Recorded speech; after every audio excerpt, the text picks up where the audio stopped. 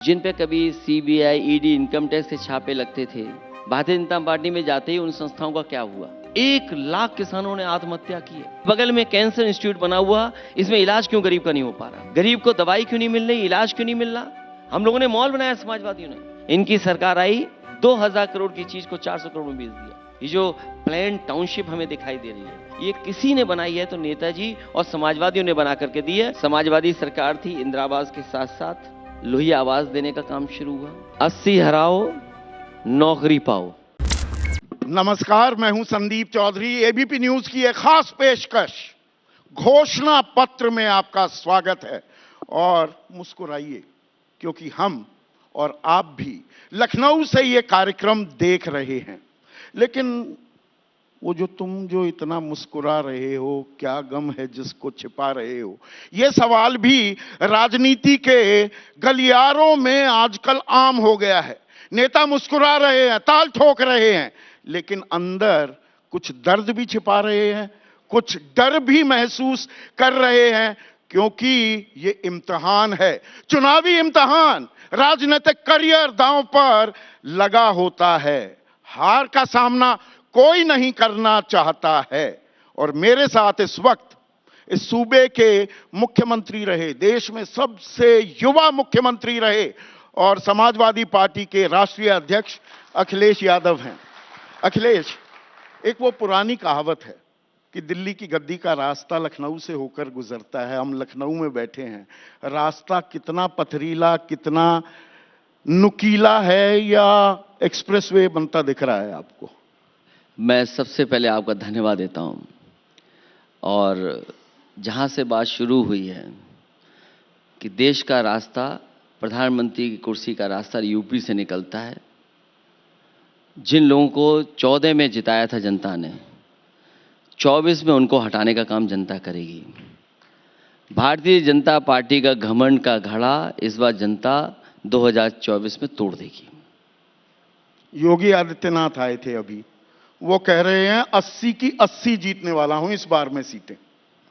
मैंने सुना था उनका, 80 में 80 बोल रहे थे, जीत के बारे में नहीं बता रहे थे।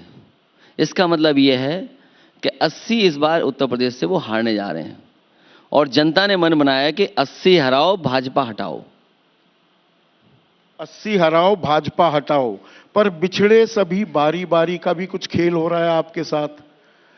जयंत चौधरी चले गए, स्वामी प्रसाद मौर्य, अब पल्लवी पटेल, स्वामी देव मौर्य, उनकी भी नाराजगी की खबरें आ रही हैं। ये लोग आपका साथ क्यों छोड़ जाते हैं? साथ नहीं छोड़ रहे हैं।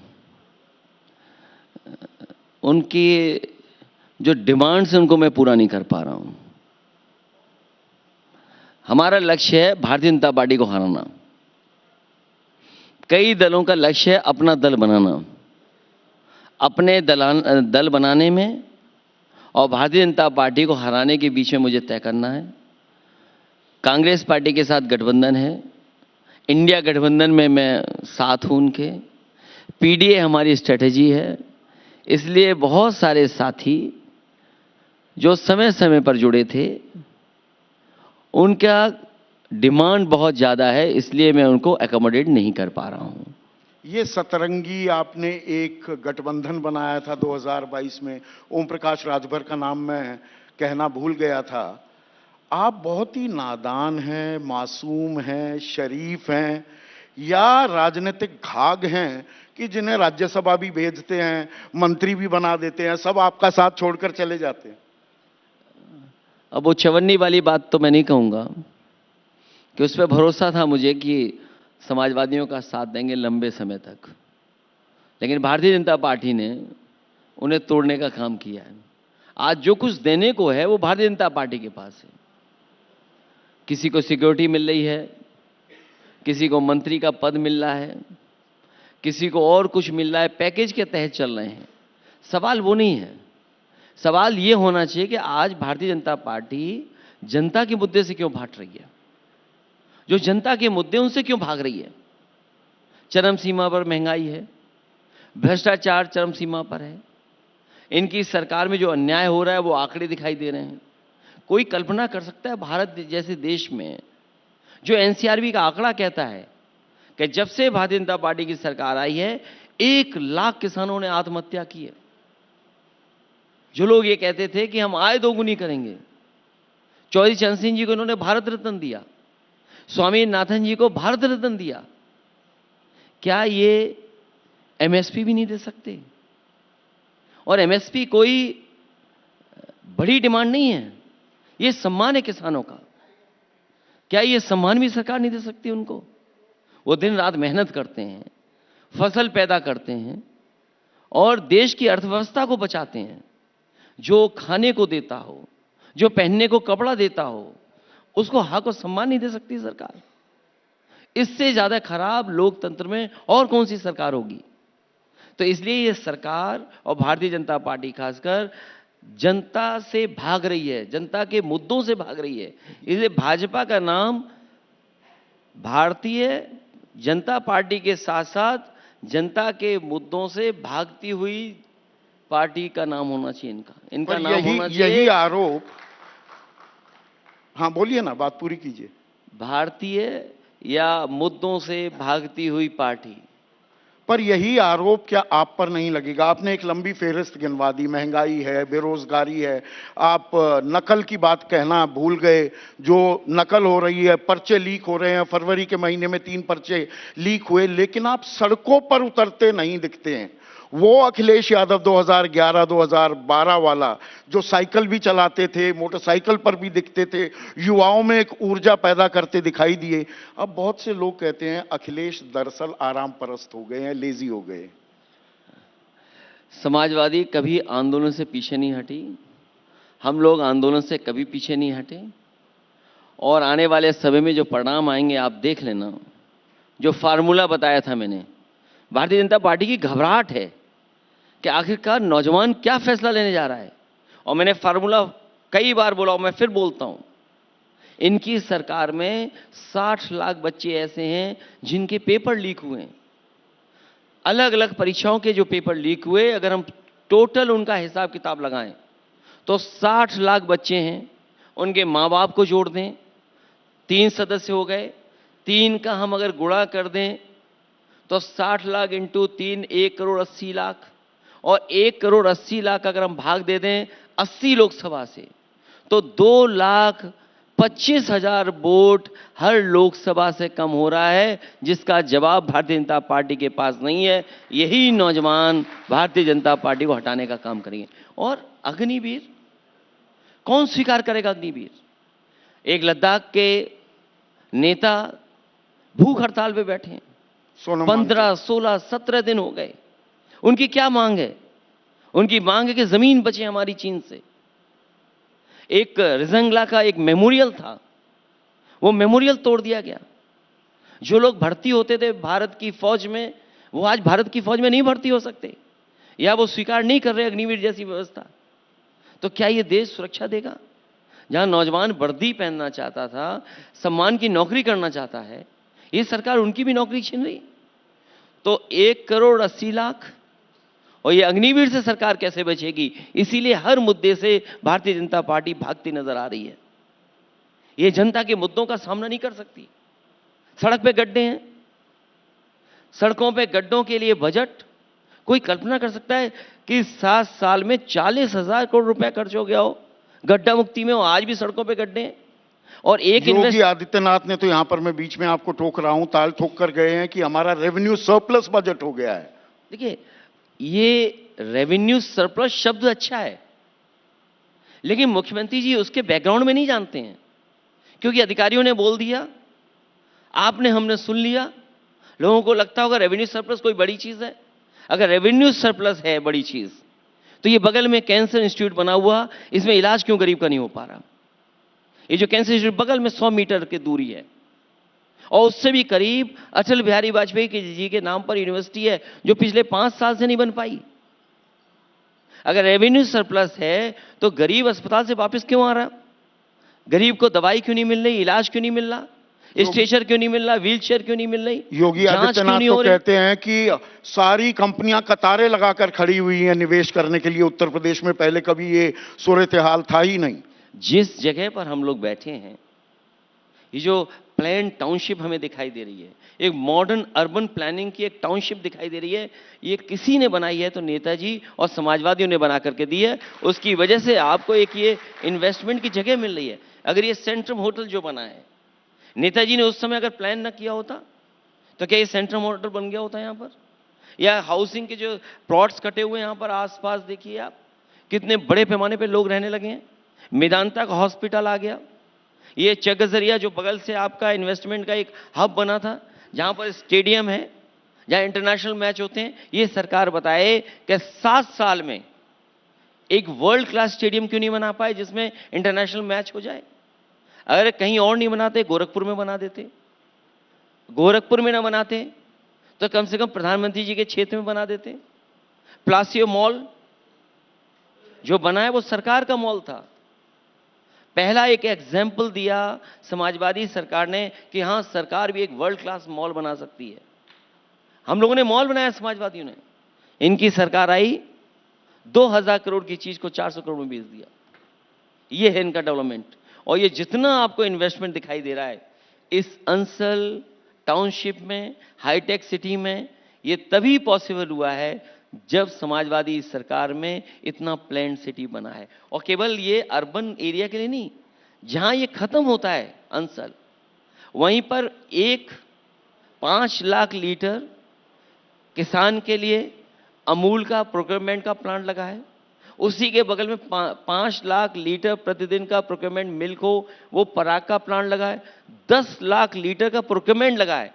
अगर मुख्यमंत्री जी आए थे तो ये बताएं, जो रेवेन्यू सरप्लस की बात कर रहे हैं, उन्होंने अपनी सरकार में इस जगह बैठे हुए 1 किलोमीटर के आसपास कौन सा नया प्रोजेक्ट, कौन सा नया डेवलपमेंट किया उन्होंने? योगी आदित्यनाथ कह रहे हैं 56 लाख लोगों को पक्के मकान बनवा कर दिए, 3.25 करोड़ लोगों के लिए शौचालय उन्होंने बनवा कर दिए, और उससे बड़ी ताल उन्होंने ठोकी कि दंगा मुक्त समाज दिया है मैंने। और जो पीडीए कर रहे हैं, अखिलेश आपका जिक्र करते हुए उन्होंने कहा कि ये कोई पीडीए नहीं है, ये तो परिवार दंगा एसोसिएशन है। परिवार दंगा करवाता है उसका ये संगठन है। सरकार हमेशा गरीबों को घर देती है। पहले इंदिरा आवास मिला करते थे, समाजवादी सरकार थी, इंदिरा आवास के साथ साथ लोहिया आवास देने का काम शुरू हुआ। इनकी सरकार में प्रधानमंत्री आवास देने का काम शुरू हुआ। हमें और आपको केवल वो गांव ढूंढना चाहिए जो इनके सांसदों ने गोद लिया था। और भूल जाइए सांसदों का, जो सबसे प्रधान सांसद हैं, उन्होंने जो गांव गोद लिया था, उस गांव की स्थिति क्या है? क्या वहां शौचालय में पानी आ रहा है? क्या गरीबों के पर्याप्त घर बन गए? क्या बिजली का बिल उनका फ्री है? क्या जो जन सुविधाएं होती हैं वो मिल रही हैं? अगर जो देश के सबसे प्रधान सांसद हैं, उनका गांव गोद लिया गांव अगर नहीं सुधरा है तो उत्तर प्रदेश का गांव कोई सुधरा नहीं होगा। इनकी सरकार में, दिल्ली और लखनऊ की डबल इंजन की सरकार ने गांव के लिए वो विकास नहीं किया जो विकास का ये दावा ठोकते हैं। ये बात आप लोगों को क्यों नहीं समझा पा रहे? ये आपकी नाकामी है। और देखिए, मैं सीधी बात करने वाला आदमी हूं, मेरे कार्यक्रम का नाम भी सीधा सवाल है। क्या मीडिया से भी आपको शिकायत है कि मीडिया मोदी सरकार की नाकामियों पर पर्दादारी भी करती है, और विपक्ष अगर मुद्दा उठाए उसे पुरजोर तरीके से दिखाया नहीं जाता? अभी हाल ही में सबसे बड़ा मुद्दा इलेक्टोरल बॉन्ड का आया है। इलेक्टोरल बॉन्ड का क्या सफाई देगी भारतीय जनता पार्टी? क्या यह चंदा है? चंदा तो विपक्ष को मिल सकता है, क्योंकि वो किसी को लाभ नहीं पहुंचा सकते, किसी की मदद नहीं कर सकते, किसी को डरा नहीं सकते, किसी के काम नहीं आ सकते हैं। तो अगर विपक्ष को कुछ इंडस्ट्रियल हाउसेस ने, कॉर्पोरेट हाउसेस ने अगर सहयोग किया है, मदद किया, तो एक बार को चंदा माना जा सकता है। लेकिन जिस तरह की लिस्ट आ रही है, आंकड़े आ रहे हैं, 5 में से 3 टॉप डोनर्स जो थे उनके खिलाफ ईडी सीबीआई की कार्रवाई चल रही थी, 30 में से 14 हैं। आपकी पार्टी समेत 10 दलों ने तो खुलासा कर दिया था, अब तो पूरी डिटेल सामने आ गई है। कांग्रेस गुरेज कर गई थी, तृणमूल कांग्रेस भी गुरेज कर गई थी। यहां बात थोड़ी सी उलझन भरी हो जाती है क्या? ये समाजवादी पार्टी उत्तर प्रदेश की बात कर रहे हैं, और अगर देश के पैमाने, वही तो मैंने कहा कि जो लाभ पहुंचा सकते हैं सरकार में रह करके, वो चंदा नहीं बोला जा सकता है। और जिस तरह बीजेपी को मिला है, वो चंदा नहीं है बीजेपी का। बीजेपी किसी की आड़ में छिप नहीं सकती है। ये इलेक्टोरल बॉन्ड नहीं है, ये बीजेपी का बैंड बज गया है। ये इससे छिपना चाहते हैं, इसीलिए ध्यान हटा करके दूसरों पे कार्रवाई कर रहे हैं। क्या कल्पना कर सकते हैं? आप कांग्रेस की बोली बोल रहे हैं कि 5 बजे अपलोड हुआ, इलेक्शन कमीशन की साइट पे अपलोड होना शुरू हुआ पूरा का पूरा ब्यौरा, और 7 बजे अरविंद केजरीवाल के यहां ईडी पहुंच जाती है। मैं उससे पहले जाता हूं। इलेक्टोरल बॉन्ड की जैसी ही सूचना जारी होती है, या सुप्रीम कोर्ट, माननीय सुप्रीम कोर्ट की तरफ से और इलेक्शन कमीशन की तरफ से सीए लागू कर दिया, जब उसका कोई असर नहीं दिखा उन्हें। 4.5 साल बाद कानून तो बन गया था। उसका ध्यान हटाने के लिए सवाल उससे भी ज्यादा है कि जो आंकड़े निकल करके आ रहे हैं, उसे चैनलों पे बहस क्यों नहीं हो रही है? बधाइयों पे तो बहस हो रही है, या और मुद्दों पे तो बहस हो रही है। आप एबीपी न्यूज नहीं देखते हैं लगता है, सीधा सवाल नहीं देखते हैं, यही बहस हो रही है लगातार। मैं चैनल देखना बंद कर दिया हूं, और मुझे उम्मीद है और मुझे भरोसा है एवीपी चैनल ना बन जाए। एवीपी का क्या मतलब हुआ? एबीवीपी चैनल ना बन जाए। एबीवीपी ना बन जाए। हम आपको रखे आगे वाले हैं, क्योंकि जो और चैनल हैं, हम जनता को आगे रखने वाले हैं। जो और चैनल हम जनता के मुद्दे, उनके सरोकारों का पीछा नहीं छोड़ते। जो और चैनल हैं, जिस तरीके से बहस और मुद्दों पे होती है, उन मुद्दों पे बहस नहीं कर रहे हैं। और जब से क्रेडिबिलिटी चैनलों की खत्म हुई है, मैंने चैनल देखना बंद कर दिया। इसीलिए तो मैं आपके सामने बैठा हूं। अरविंद केजरीवाल जेल गए, जेल जाने का, जेल भेजने का सीजन चल रहा है। मन में कोई डर तो नहीं कि अगला नंबर मेरा आ जाएगा? अगर डर ही होता तो राजनीति क्यों करते हम लोग? और डर ही होता, और डर से ये बात समझ में आ रही है, क्या सरकार और बीजेपी के लोग ब्रह्मांड रिकॉर्ड बनाने जा रहे हैं झूठे मुकदमों का? क्या जो चाहे उसको मुकदमा लगा दिया, झूठे मुकदमे लगा दिए, लोगों पे झूठे मुकदमे लग रहे हैं यहां पर। और उत्तर प्रदेश में एक उदाहरण नहीं, कई उदाहरण मैं दे सकता हूं जहां पर झूठे मुकदमे लगा करके लोगों को फंसाया गया है। और एक नहीं, हजारों ऐसे हैं। कस्टोडियल डेथ में नंबर 1 यूपी, इसको डिनाई कैसे कर सकते हैं? महिलाएं और बेटियां सबसे ज्यादा असुरक्षित अगर कहीं है तो यहां पर हैं। जो लोग दावा करते थे कि इन्वेस्टमेंट आया है, इन्होंने डिफेंस एक्सपो किया, 7 साल बाद बताएं कि कहां पर इन्वेस्टमेंट हुआ है और उस इन्वेस्टमेंट के तहत नौकरी और रोजगार मिले, इसके आंकड़े कहां हैं? 2 आयोजन हुए इन्वेस्टमेंट मीट के, जिसमें देश के प्रधानमंत्री जी आए, बाद में ग्राउंड ब्रेकिंग सेरेमनी हुई। वो कारखाने कहां लगे हैं?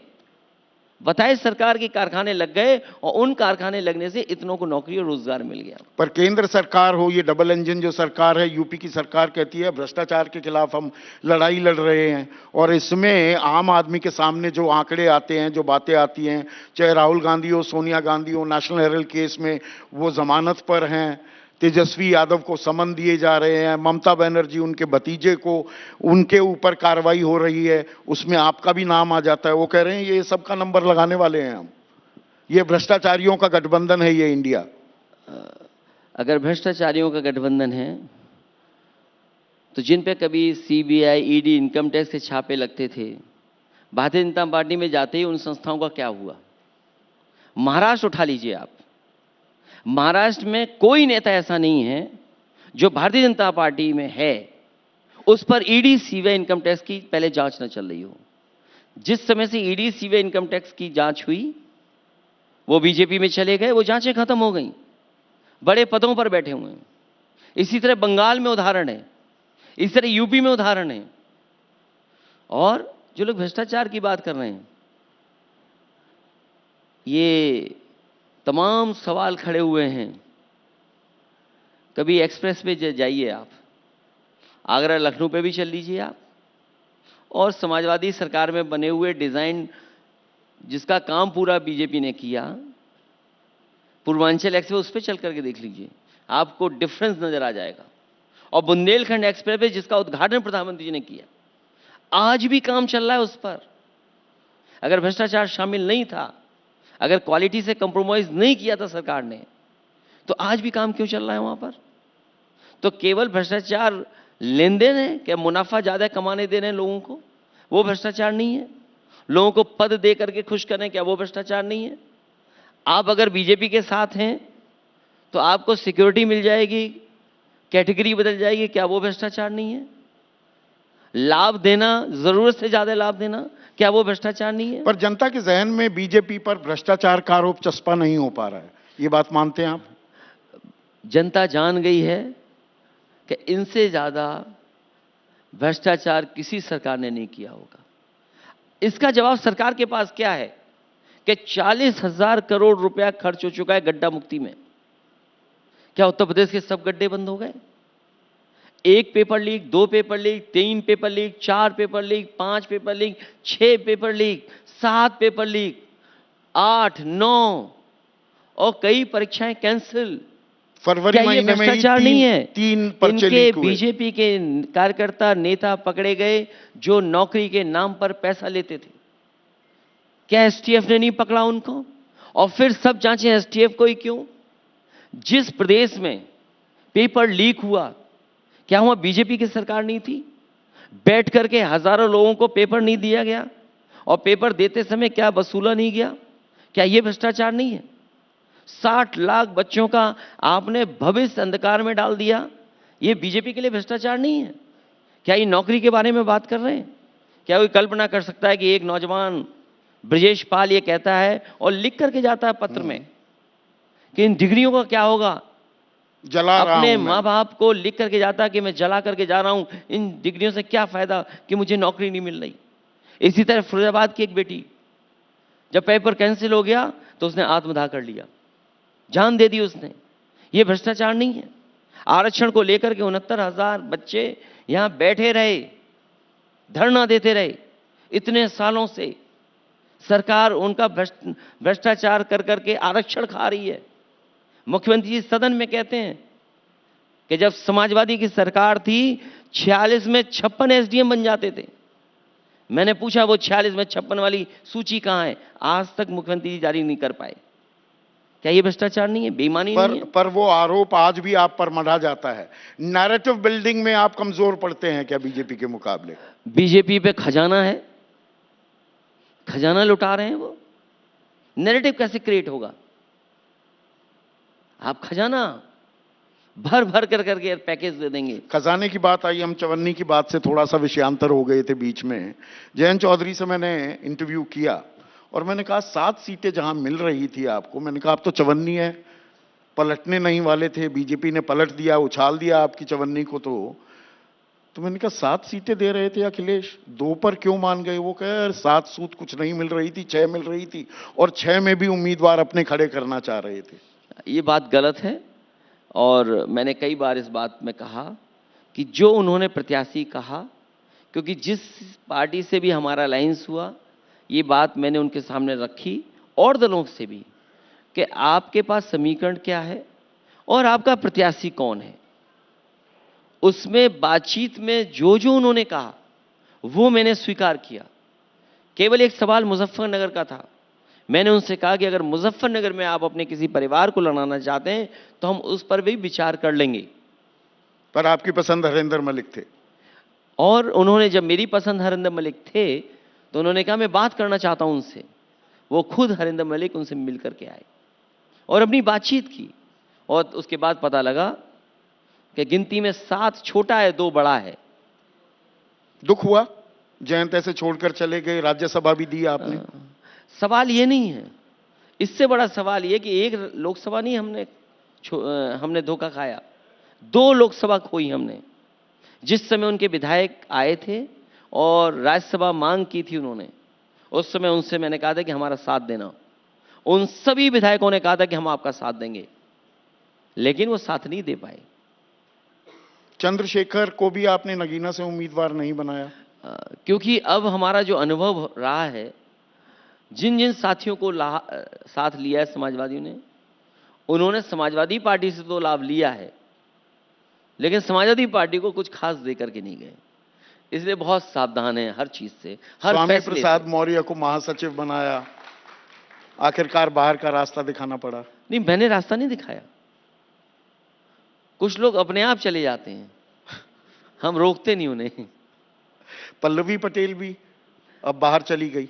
नहीं, अगर आप कोई जीतने वाला प्रत्याशी है उस पर विचार किया जा सकता है। एक सीट पर आप 3 सीटें मांग रहे हैं और कुछ भी मांग रहे हैं, ये डिमांड मैं नहीं पूरी कर सकता हूं। क्या मैं राज्यसभा की डिमांड पूरी कर सकता हूं? क्या मैं एमएलसी की डिमांड पूरी कर सकता हूं? या खेल कुछ और है जिस पर ज्यादा चर्चा नहीं हुई है कि ये सब लोग एक और पीडीए बनाने चले थे कांग्रेस के साथ मिलकर और अखिलेश को अकेला छोड़ने वाले थे, और आपने खेल दिया चरखा दांव। मैंने तो सुना आप हॉकी के खिलाड़ी थे, ये कुश्ती के गुर नेताजी से सीख लिए। मैंने कोई दाव नहीं रखा, मैं केवल सीधा चल रहा हूं। प्रदेश और देश के लोग चाहते थे कि समाजवादी और कांग्रेस का अलायंस हो जाए। जिस समय शुरुआती दौर में बात हुई थी नीतीश कुमार जी से, उस समय भी यही बात थी कि समाजवादी पार्टी क्योंकि मुख्य विपक्ष की भूमिका में है तो उसके नेतृत्व में इंडिया गठबंधन बनी, और वही रास्ता मैंने अपनाया, उसी रास्ते पे मैं चल रहा हूं। नीतीश कुमार का आपने जिक्र किया, नीतीश कुमार का जाना इंडिया के लिए एक बड़ी क्षति, ये नाक की खामखा की लड़ाई कि जी ममता बनर्जी इनके नाम पर तैयार नहीं है। सोनिया गांधी ने जब सहमति जता दी थी नीतीश कुमार के नाम पर, राहुल गांधी का ये कहना क्या राजनीतिक भूल थी विपक्षी महागठबंधन की ओर से? बातें बहुत सारी हो सकती हैं, लेकिन समाजवादी लोग तो उन्हें प्रधानमंत्री देखना चाहते थे, नीतीश कुमार को। अब लेकिन वो एज ए सीएम ही रिटायर हो जाएंगे। सोचो बीजेपी की कितनी बड़ी चाल, जिसे प्रधानमंत्री बनना था उसे सीएम होकर के रिटायर कर देंगे। तो इसमें कांग्रेस की एक कमजोरी रही? ये कमजोरी किसी की नहीं है, परिस्थितियों के हिसाब से जो फैसले हुए उसमें जो कंफ्यूजन हुआ या जो भी निर्णय लिए गए वही मुझे दिखता है। लेकिन मूल बात यही है कि जिन्हें प्रधानमंत्री बनना था, और बीजेपी की साजिश देखिए, उन्हें ऐसे मुख्यमंत्री रिटायर कर देंगे। मायावती के लिए रास्ते आपके अभी खुले हैं, दरवाजे खुले हैं? अब चुनाव की तारीख आ गई है, अब क्या बहस करें गठबंधन पे। होली का त्यौहार ना होता तो नॉमिनेशंस हो गए होते, अब तो नॉमिनेशंस हो रहे हैं, तो अब बहुत देर हो चुकी है। ये आपसी जो विचारधाराओं के मतभेद को तो छोड़िए, जो ईगो क्लैशेस हैं उसकी वजह से इंडिया मुकम्मल गठबंधन नहीं बन पाया, या जो आप कह रहे थे ईडी, सीबीआई, आईटी इनको जो छोड़ रखा है उसका दबाव काम आता दिख रहा है?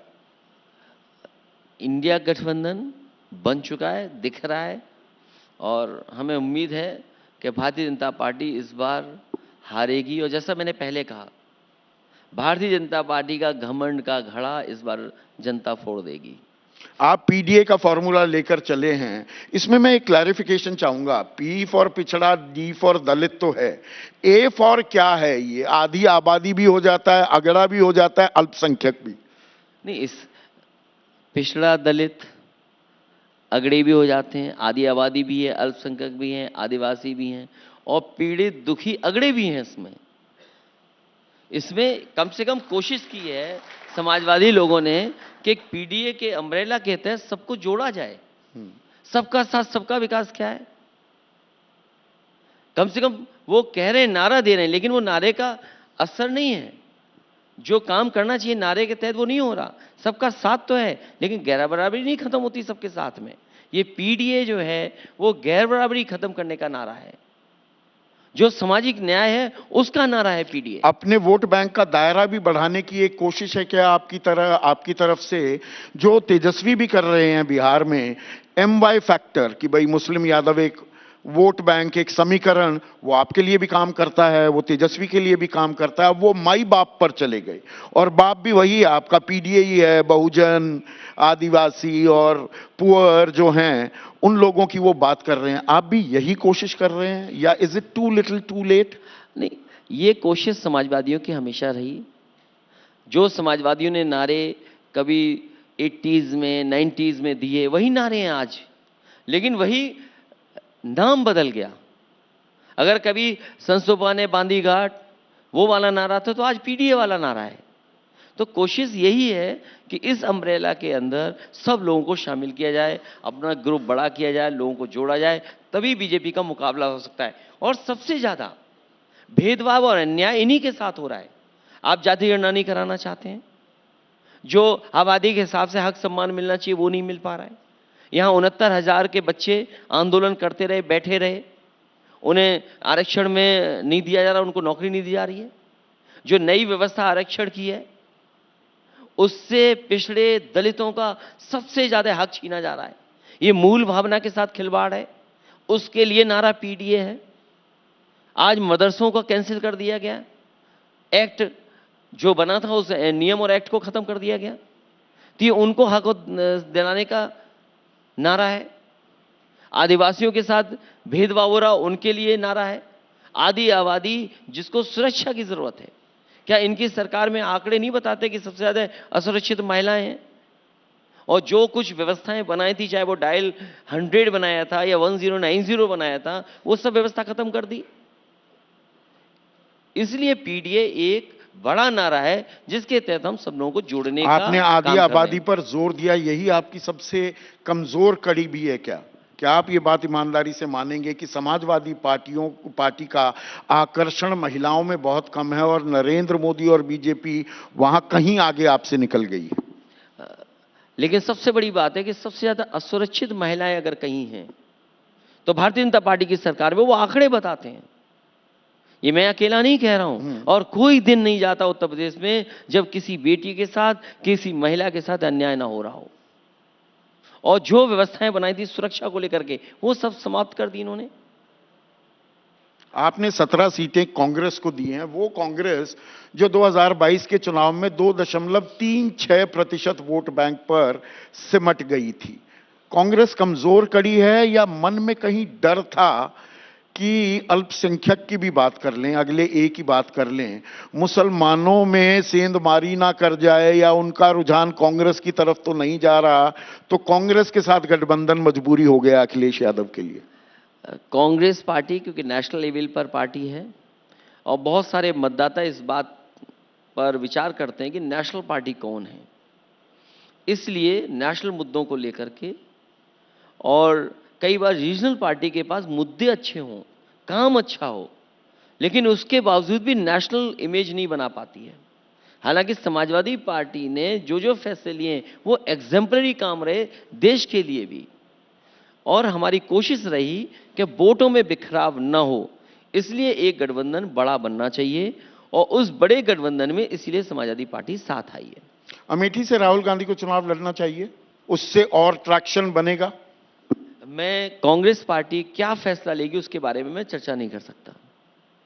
आपकी निजी राय तो होगी। जो भी कांग्रेस पार्टी फैसला लेगी, हमारा पूरा कैडर और पूरा संगठन उसकी मदद करेगा। एक ऊर्जा, एक उत्साह बनता है ना?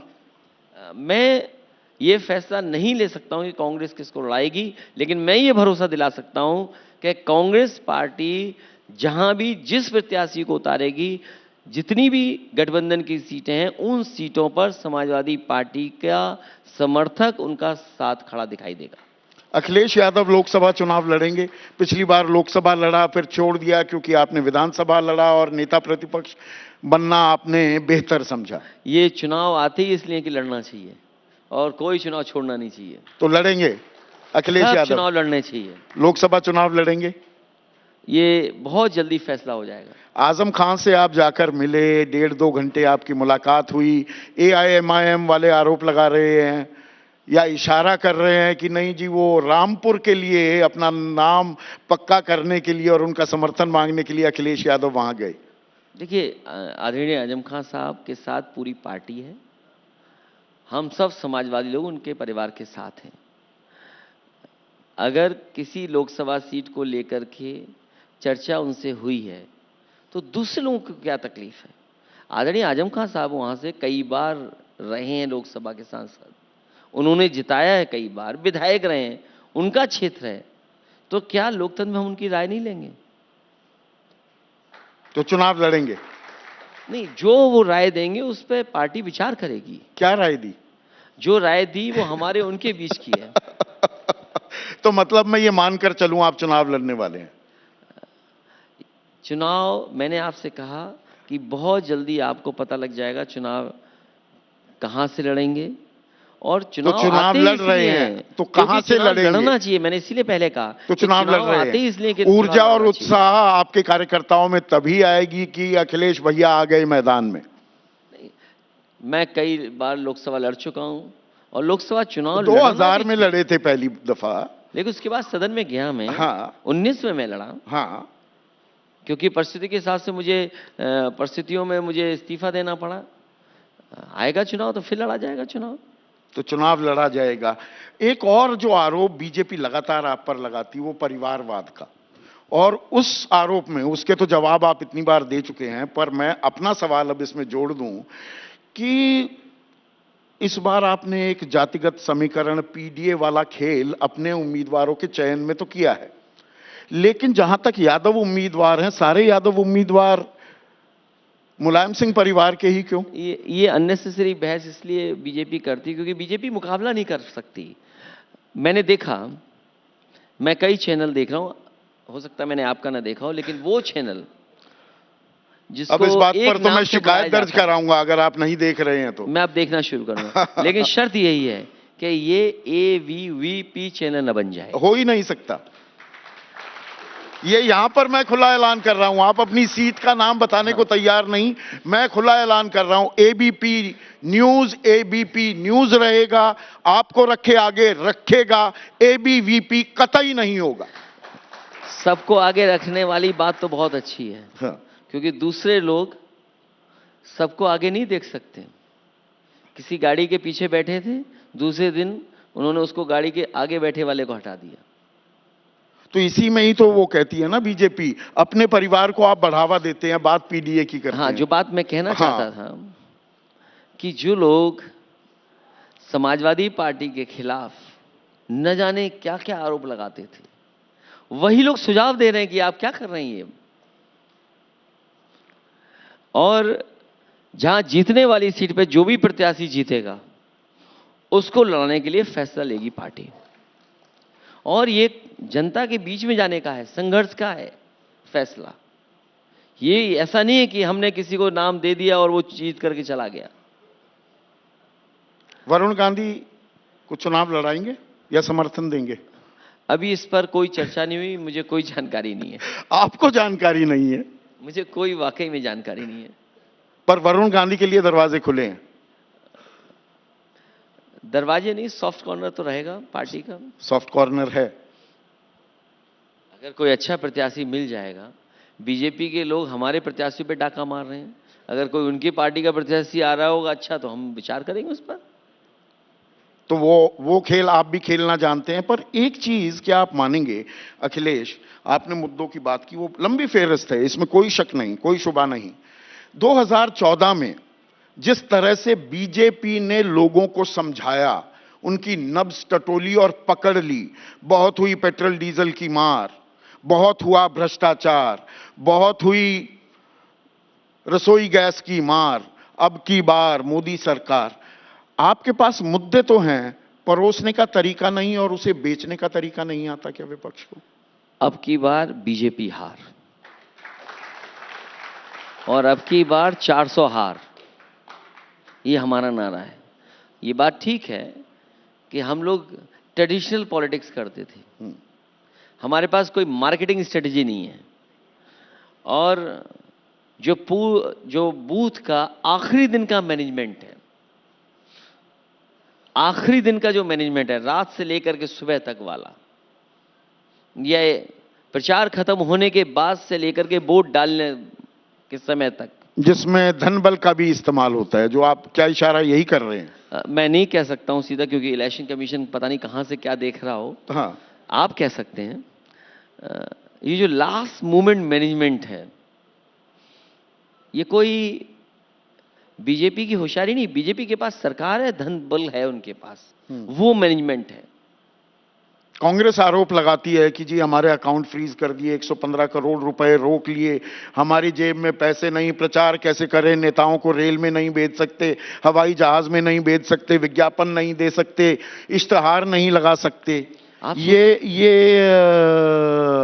विधवा विलाप जो शब्द होता है, बहुत अच्छा शब्द नहीं है, देखिए, वो हार की खीज है या ये हकीकत है? केवल अकाउंट सीज नहीं हो रहे हैं, मुख्यमंत्री सीज हो रहे हैं। आप सोचिए, ये हार का डर नहीं है बीजेपी का। बीजेपी हार चुकी है। अगर हार का डर होता तो इलेक्शन फेस करते। ये हार चुके हैं, इसलिए नैरेटिव बदलने के लिए ये काम किए जा रहे हैं, क्योंकि इनके पास जवाब नहीं है।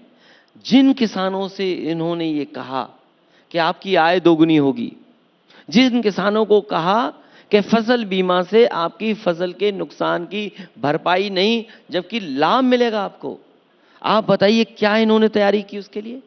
आपने दिल्ली से कहा कि हमने एग्रीकल्चर इंफ्रास्ट्रक्चर के लिए 1 लाख करोड़ रुपए रखे बजट में।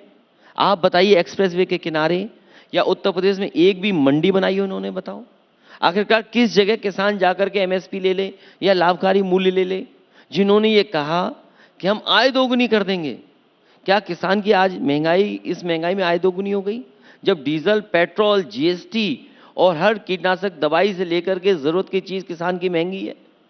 तो इन तमाम सवालों का जवाब ना देना पड़े, इसलिए भारतीय जनता पार्टी इस तरह का काम कर रही है। इलेक्टोरल बॉन्ड्स में इनकी घंटी बज गई, उसका जवाब इनके पास नहीं। जो ये गारंटी की घंटी बजा रहे हैं, ये चलने वाली नहीं है। इस बार देश का किसान, देश का मजदूर, देश का नौजवान इनका घमंड चूर करने जा रहा है वोट डाल करके। 2022 में जब विधानसभा चुनाव हुए थे, किसान आंदोलन अपने चरम पर था और उसकी गूंज सुनाई दे रही थी, लेकिन एक भरोसा होता है, आप मुझसे बेहतर जानते हैं, इतने साल आपने राजनीति की है। जनता गाली देकर भी, गरियाकर भी भरोसा बीजेपी पर ही क्यों जता देती है? वोट कम हुआ बीजेपी का, कम उतना नहीं हुआ जितना होना चाहिए था। वही मेरा सवाल है। विपक्ष का वोट बढ़ा, इसीलिए मैंने आपसे कहा बीजेपी अपने मैनेजमेंट से जीत रही है, मुद्दों से नहीं जीत रही है। अगर मुद्दों से जीत रही होती तो बुनियादी मुद्दे, आम जनता के मुद्दे से भारतीय जनता पार्टी भाग क्यों रही है? नहीं, उसी में अगला सवाल अखिलेश में ये जोड़ दूं, 2019 के लोकसभा चुनाव की बात करें तो 6,000 रुपए की किसान कल्याण सम्मान निधि बीजेपी लेकर आई।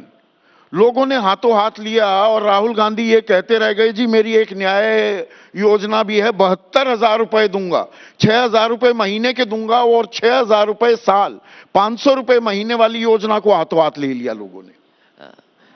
देश की जनता भरोसा किया भारतीय जनता पार्टी पर, लेकिन इधर जो परेशानी आई है गरीब के ऊपर, किसान के ऊपर, जो लोग विश्व गुरु बनाने की बात कर रहे हैं, जो लोग कह रहे हैं विकसित भारत बनेगा, उस भारत में 80 करोड़ लोगों को ये अनाज दे रहे हैं, राशन दे रहे हैं, खिला पिला रहे हैं।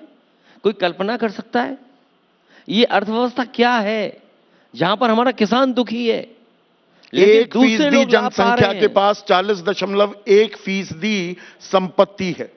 ये सच्चाई है, जो आंकड़े दिख रहे हैं, ये जिम्मेदारी समाजवादियों की या और विपक्ष के लोगों की है कि जनता के बीच में इस बार इन सवालों को लेकर के जाएं। और जनता दुखी बैठी है। कॉमन मिनिमम प्रोग्राम क्यों नहीं आ रहा? अब तो चुनाव आ गए, घोषणा हो गई, अधिसूचना जारी हो गई। कॉमन मिनिमम प्रोग्राम तो आएगा ही आएगा। समाजवादी पार्टी का विजन डॉक्यूमेंट भी आएगा, और विजन डॉक्यूमेंट कम से कम ये आएगा कि किसान को हम राहत क्या दें। उदाहरण के लिए भारतीय जनता पार्टी की सरकार ने 15 लाख करोड़ किसान का, वो उद्योगपतियों का कर्ज माफ किया है। क्या किसानों का कर्ज माफ नहीं हो सकता? हमारे विजन डॉक्यूमेंट में होगा कि उत्तर प्रदेश के किसान और देश के किसानों का कर्ज माफ हो, ये शामिल हो हमारे कॉमन मिनिमम प्रोग्राम में। आखिरी सवाल, योगी कह गए 80 में 80, आप कितनी सीट जीतने वाले हैं? 80 हराओ, नौकरी पाओ। 80 हराओ, संकट बचाओ। 80 हराओ, लोकतंत्र बचाओ। कितना हराओ 80 में से? आप कितने जीतेंगे? एक के अलावा सब हार जाएंगे। एक के अलावा सब हार जाएंगे। एक कौन बच गए? अब कोई हो सकता है, एक हो कोई। अच्छा, प्रधानमंत्री बचेंगे सिर्फ? ये मैं नहीं तय करता हूं, एक के अलावा सब हारने वाले हैं। एक के अलावा सब हारने वाले हैं। 4 जून को देखते हैं, दूध का दूध पानी का पानी हो जाएगा। अखिलेश आप आए, कीमती वक्त निकाला, बहुत बहुत शुक्रिया। इस सत्र में घोषणा पत्र के बस इतना ही। नमस्कार, मुस्कुराते रहिए।